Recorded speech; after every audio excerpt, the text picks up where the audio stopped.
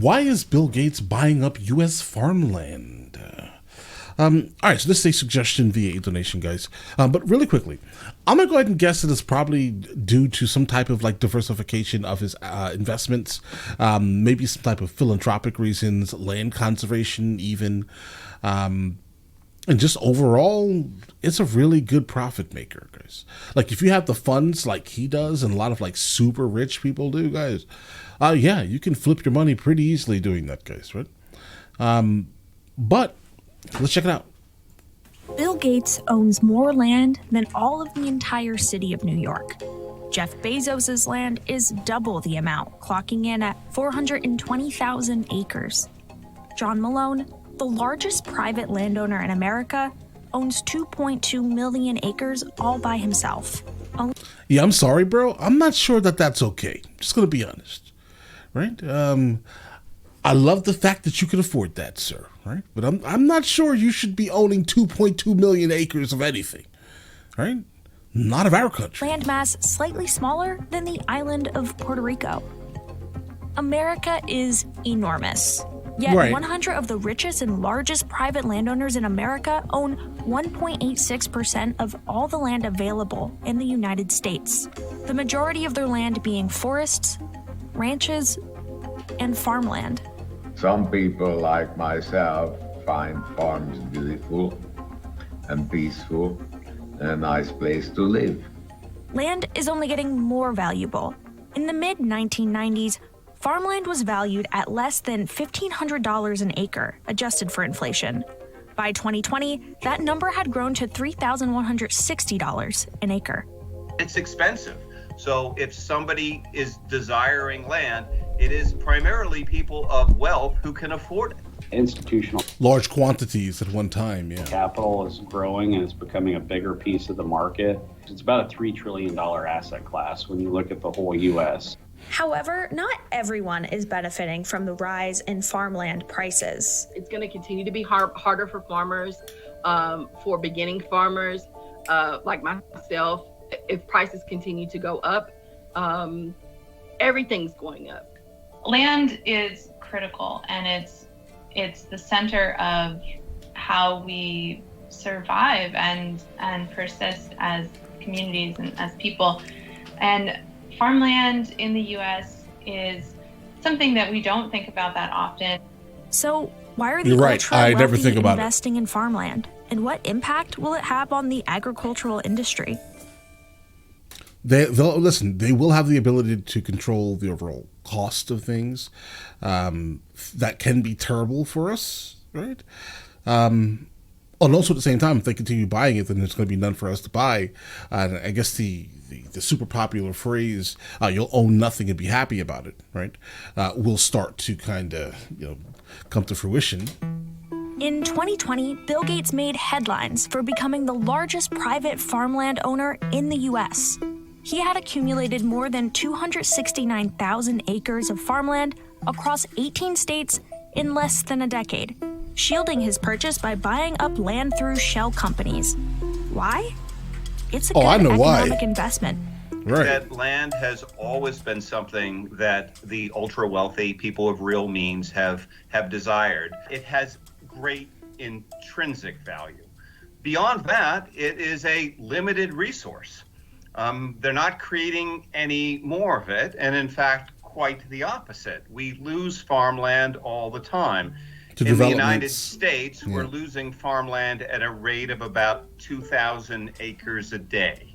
It is not only more and more important over time, but we have less and less of it. So it's an asset within. I mean, I'm sure this could not be the reason for rising food costs, obviously. Increasing value. Farmland values began rising in 1988, and except for the single-year declines in 2009 and 2016, values have seen a steady increase over the years. In the mid-1990s, farmland was valued at less than $1,500 an acre. By 2020, that number had grown to $3,160 an acre. It's not correlated with the stock market and other major asset classes, and so people like that diversification. And it's been a Yeah, I figured it was pretty much purely about diversification, guys. very stable Which would performer. make If you go back to complete COVID sense. when the stock market, lost 10, 20, 30, 40% at the beginning of COVID, you don't wake up and find out that your farmland's worth 50 cents on the dollar the next day. Bill Gates is not the only one eyeing this investment. In 2011, the top 100 largest private landowners owned about 32.7 million acres of land across the United States. Today, that number has grown to over 42.1 million acres, roughly the size of Florida and Connecticut combined. His farmland grows onions, carrots, and even potatoes that are used to make McDonald's French fries. Thomas Peterfy is the 17th largest private landowner in the U.S., owning 581,000 acres. The reason I own lands in the Midwest is because these are agricultural lands, right? Did he say ugly cultural lands? No. Midwest is because these are agricultural lands, Agricultural lands. right? And that's where the farms are, right? I'm not farming in Boston. If someone is really interested in acquiring a piece of land, and with farmers, once you own one parcel, you often want to own the parcels Right- that are right next to it. adjacent to it. So I learned that from Farming Simulator, guys. I love that game. if you can make those purchases quietly, it might be a far more successful way to make those purchases economically. They were not one large transaction, there were several smaller pieces, and they were usually purchased at auction. The vast majority of the land held by the largest private landowners are forests, ranches, and farmlands, located in states west of the Mississippi River, with few exceptions like Maine and Florida. When we think about farmland, we think about the Midwest being, the most fertile, most valuable farmland in the world. And I liken it to being the Manhattan of farmland when you look at Iowa, Illinois, those types of regions. But then when you look at California and the Pacific Northwest up in Washington and Oregon and the Mississippi Delta, those are some other major regions that you'll see a lot of that major capital playing in. And that's where the agricultural productivity is. Today, the U.S. Department of Agriculture estimates that 30% of all farmland is owned by landlords who don't farm themselves. Buyers often purchase land from farmers who have owned it for decades. Okay. Many of whom are asset rich, but maybe cash poor. Right. The way the market works is the land transitions primarily. Hey, but listen, they're no longer going to be cash poor. I mean, I get it. The assets are probably yielding a solid return on investment yearly, most likely enough to pay taxes and then come up with some type of profit. So they can then in return purchase more land, most likely another parcel somewhere down the street. Guys, that actually sounds decent. Buy land and just lease it? I mean, that sounds kind of risky. I mean, you're probably going to be sitting on it for a while, unless the market is just that crazy in that very specific thing. I'm not saying to go out and do it, obviously, right? But that doesn't sound bad, guys. To the people who will pay the most money for it. So a lot of farmland gets purchased by non-farmers. I think many farmers would like to see their land remain in agricultural production, would like to sell it to another farmer, but the economic realities for them are They need the typically money, that they've spent their life farming, Right. their retirement, their equity is all all in in the that land asset. and tied Yeah. up in selling land. Institutional capital is growing and it's becoming a bigger piece of the market.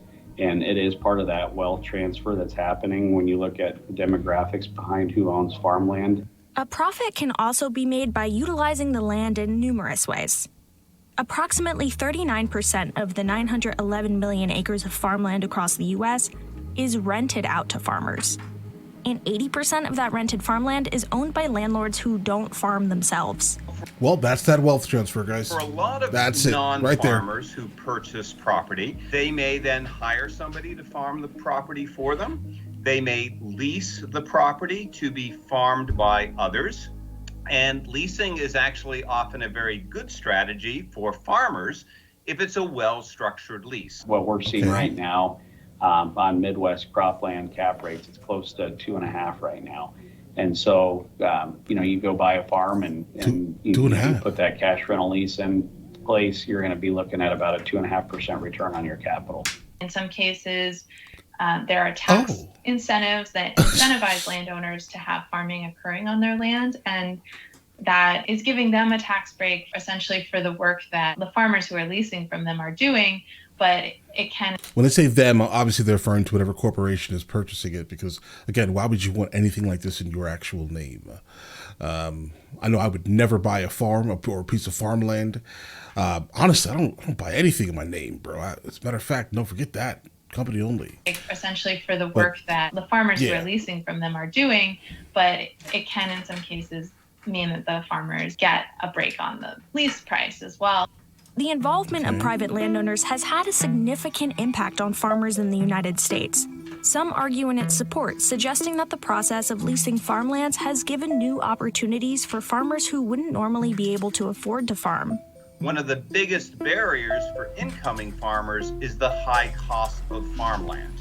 And one way around that is if you can have a good lease agreement with a landowner, you can farm successfully without having that initial outlay of cost. The young farmers are just as happy to lease the land.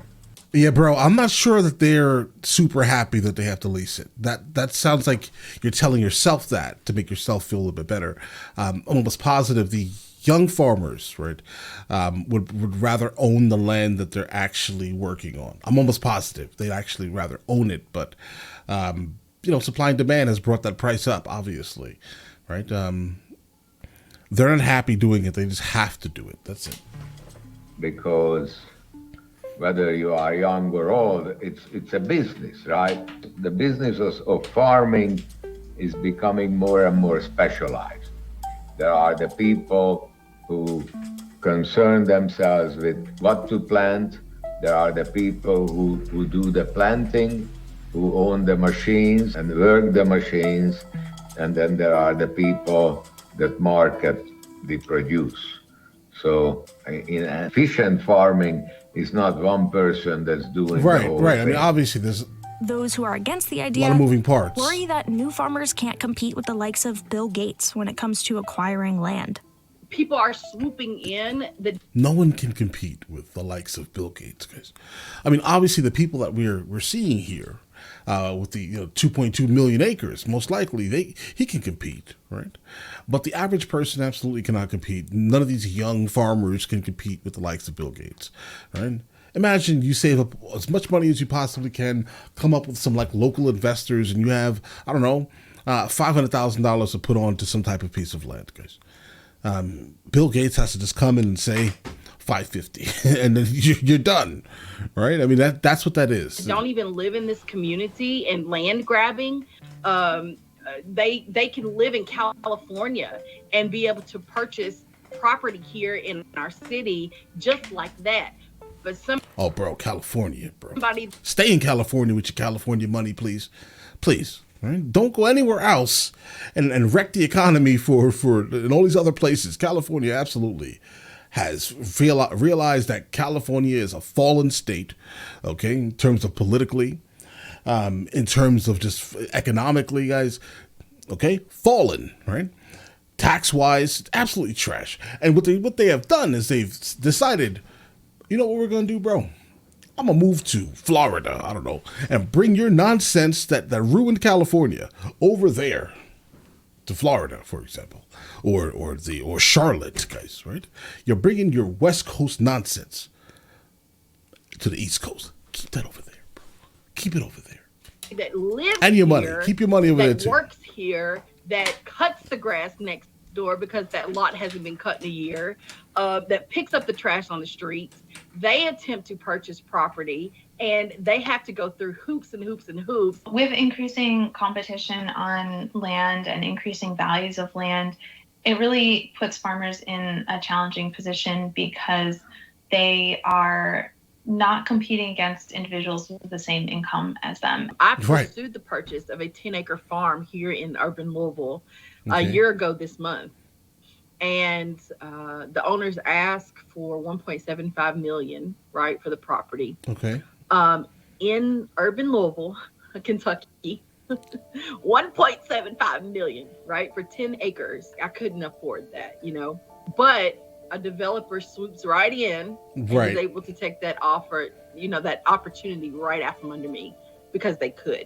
And while leasing might sound like a good idea on paper, Yeah, I don't know how I feel about that whole analogy, guys. Developer swoops right in and is able to take that offer, that opportunity right out from under me.